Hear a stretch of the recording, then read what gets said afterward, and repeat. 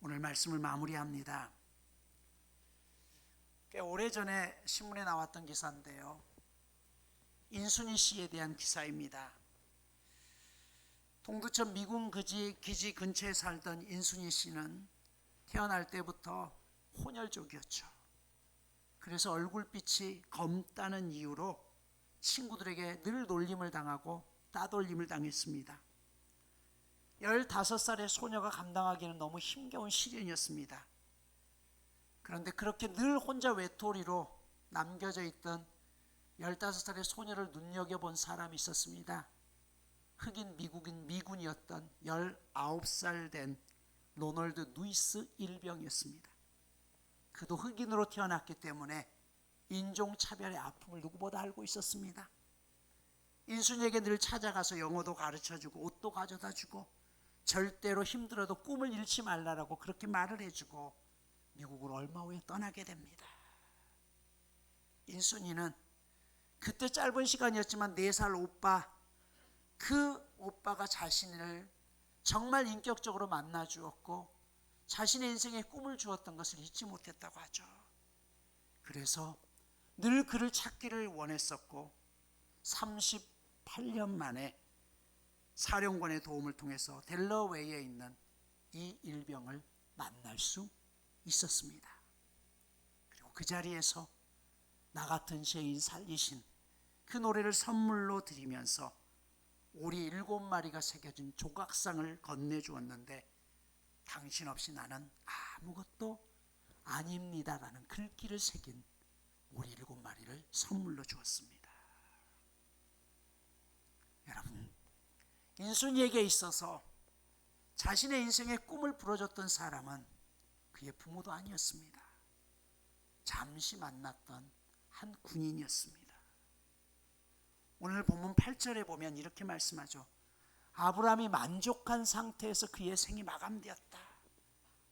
내가 죽고 난 다음에, 내가 떠나고 난 다음에 과연 우리의 삶이 축복이 될 수 있는 인생이 될 수 있으면 얼마나 좋을까요? 2024년 기준으로 우리나라에서 종교 분포도 1위는 천주교입니다. 2위는 불교입니다.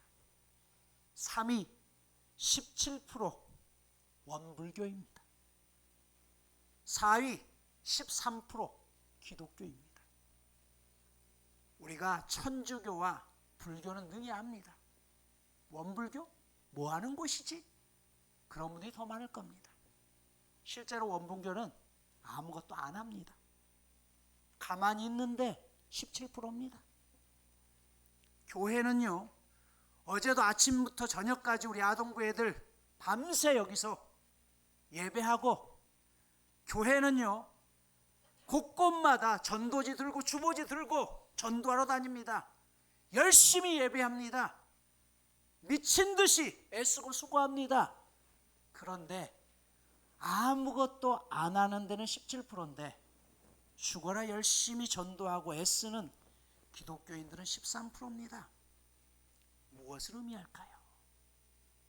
오늘날 세상 사람들은요, 우리가 믿는 하나님에 대해서 관심 있는 것이 아니라 우리의 삶이 누군가에게 선물이 되지 못하기 때문에 우리를 외면하는 것이에요. 우리가 눈여겨보아야 될 것입니다. 하나님을 믿는다고 하지만 사실은 누군가가 관계를 회복하고 풀어내기보다는 늘 악한 감정으로 서로 간에 갈등이 생기고 그 갈등 때문에 신앙도 저버리고 한 번 갈등이 생기면 영원히 등을 돌린 채로 그렇게 살아가고 있는 게 우리의 모습은 아닐까요? 목회를 하면서 가장 큰 부담은요, 늘 그런 것입니다. 내가 말씀대로 내 삶이 따라주지 않은 것. 그래서 저는 지금도 늘 그런 생각을 하고 있어요. 혹시라도 내 삶에 누군가의 덕이 되지 못하는 일이 있다고 한다면 언제든지 나는 하나님 앞에 회개하고 목회를 떠나야 되는 것 아닌가. 우리가 적어도 하나님을 믿었다고 한다면 하나님께서 죽기까지 우리를 사랑하셨고, 그리고 오늘 아브라함이 죽으면서까지 모든 원한 관계를 다 정리하면서 관계를 풀어냈는데 과연 여러분의 삶은 하나님 보시기에 선물이 됩니까? 다른 사람들에게 선물이 됩니까? 아니면 그 사람만 보면 내 인상이 찌푸러진 모습으로 그렇게 살아가고 있습니까? 여기에 모인 여러분 모두가 파란만장한 삶을 살아왔습니다. 그러나 내가 지금까지 살아온 인생보다 더 중요한 것은 남겨진 삶 아닐까요?